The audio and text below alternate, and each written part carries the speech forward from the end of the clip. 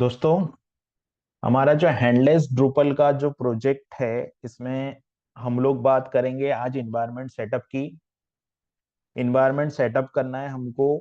तो जैसा कि ये एक फुल स्टैक प्रोजेक्ट है, और जो फुल स्टैक प्रोजेक्ट होता है उसमें हमको फ्रंट एंड का इन्वायरमेंट भी सेटअप करना होता है और बैक एंड का इन्वायरमेंट भी सेटअप करना होता है। ठीक है। तो मैं यहाँ पर वो वीडियो के रेफरेंस दे रहा हूँ जिसमें हम लोग को इन्वायरमेंट सेटअप करने की हेल्प मिलेगी, क्योंकि मैंने इन्वायरमेंट ऑलरेडी सेटअप कर रखा है। मैं डायरेक्ट प्रोजेक्ट स्टार्ट करूंगा। और हालांकि मैंने इसके प्री रिक्वायरमेंट जितने भी कंटेंट था उसको पहले ही बता दिया है, एक्सप्लेन कर दिया है, लेकिन मैं फिर भी रेफरेंस के लिए एक बार वो बता देता हूँ। तो देखिए, सबसे पहले हमको बैकएंड इन्वायरमेंट सपोर्ट करना है, तो बैकएंड में हमको इंस्टॉल करना पड़ेगा ड्रूपल। आपके पास एक ड्रूपल 10 का सेटअप होना चाहिए इंस्टॉल आपकी मशीन में। तो ये वीडियो जो है वो आपकी हेल्प करेगा। ये ड्रूपल 10 की जो बेसिक सीरीज है उसमें आपको मिल जाएगा। तो इससे आपको जो ड्रूपल जो पहला स्टेप है कि आपको ड्रूपल कॉन्फ़िग करना है आपके लोकल मशीन पे, वो कंप्लीट हो जाएगा। ठीक है। उसके बाद में हम लोग चलते हैं। तो उसके बाद में हमको जैसे ही अगर आपने मान लो ड्रूपल सेटअप कर लिया, तो ड्रूपल सेटअप करने के बाद में हमारा जो दूसरा स्टेप होता है वो होता है कि हमको जेसन एपीआई मॉड्यूल कॉन्फ़िग करना होगा। तो ये वाला जो वीडियो है इसमें आपको हेल्प मिल जाएगी कि जेसन एपीआई मॉड्यूल को कॉन्फ़िग किस तरीके से करेंगे। ये कोर मॉड्यूल है, मॉड्यूल को इनेबल भी करना होगा और मॉड्यूल को कॉन्फ़िग करना होगा, मतलब मॉड्यूल को इंस्टॉल करना, इनेबल करना और कॉन्फ़िग करना। ये सारी चीज करनी पड़ेगी क्योंकि हम लोग जेसन एपीआई मॉड्यूल का ही यूज करने वाले हैं। तो जेसन एपीआई मॉड्यूल पहले तो सबसे पहले हमको कॉन्फ़िग करना है बेसिक लेवल पे है, जो कि केवल इन्वायरमेंट सेटअप के लिए है। ठीक है। उसके बाद में जो दूसरा, इसके बाद में हमारा जो काम है वो स्टार्ट होता है, और हमको अब रिएक्ट का सेटअप करना है, यानी कि फ्रंट एंड का सेटअप करना है। तो रिएक्ट के इंस्टॉलेशन के लिए आपके सिस्टम पे होना चाहिए नोड। ठीक है। जो रिएक्ट हम लोग जो रिएक्ट यूज करेंगे, रिएक्ट चूंकि नोड यूज करता है, तो आपके सिस्टम पे नोड इंस्टॉल होना चाहिए और आपके सिस्टम पे एनपीएम इंस्टॉल होना चाहिए। ठीक है। तो जब आप आपके सिस्टम पे नोड इंस्टॉल करोगे तो एनपीएम ऑटोमेटिक इंस्टॉल हो जाएगा, और फिर सीआरए की हेल्प से हम लोग एक रिएक्ट का एप्लीकेशन क्रिएट करेंगे।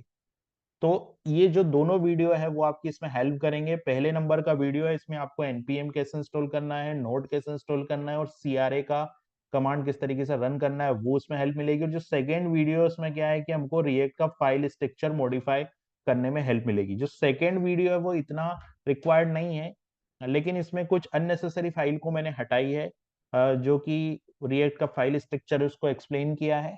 तो ये चार वीडियो है। ये चार वीडियो देखने के बाद में आप जो है वो आपका इन्वायरमेंट लोकल मशीन पे रेडी हो जाएगा। उसके बाद में हम लोग चलते हैं। अब इतना रेडी होने के बाद में हमको बैकएंड पे कुछ कॉन्फ़िगरेशन करनी है, और ये वो एपीआई है। अगर आप देखोगे तो ये वो एपीआई है जिसका इस एपीआई का हम लोग यूज करेंगे।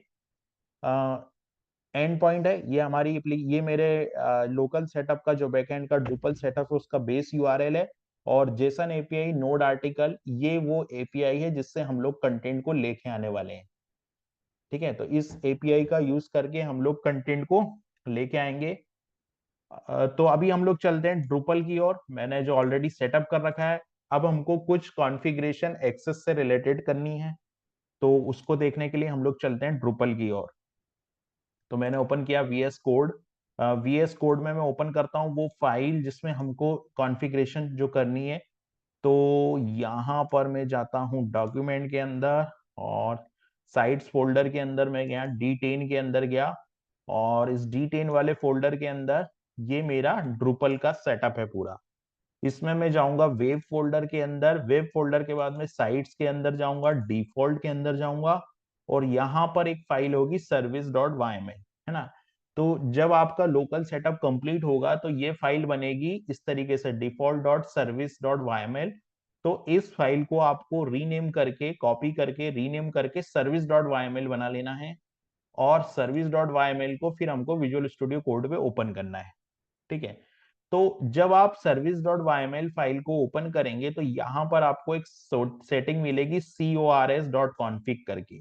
तो ये जो cors डॉट कॉन्फिग है, इस cors डॉट कॉन्फिग में कुछ डोमेन को एक्सेस करने के लिए कुछ प्रिविलेजेस सेट करनी होती है। जैसे यहाँ पर है कि स्पेसिफाई अलाउ हेडर, यानी कि हम लोग जो हमारी एपीआई को रिक्वेस्ट करेंगे उसमें कौन कौन से हेडर को अलाउ कर सकते हैं हम लोग। तो यहाँ स्टार लगा है, स्टार का मतलब है कि हेडर में सब चीजें, गेट, पोस्ट, पुट, कुछ भी हेडर में आएगा तो एपीआई उसको एक्सेप्ट करेगी, है ना। ये इस स्टार का ही मतलब है। तो आपको यहाँ पर फिलहाल स्टार लगा देना है, क्योंकि अभी हम लोग लोकल पे काम कर रहे हैं, तो अभी हम लोगों को वो प्रॉब्लम नहीं है कि कोई हमारा डेटा को एक्सेस कर लेगा। ठीक है, दूसरा ये हो गया। तीसरा हमको क्या करना है, यहाँ पर config restrict allow for specific origin, है ना।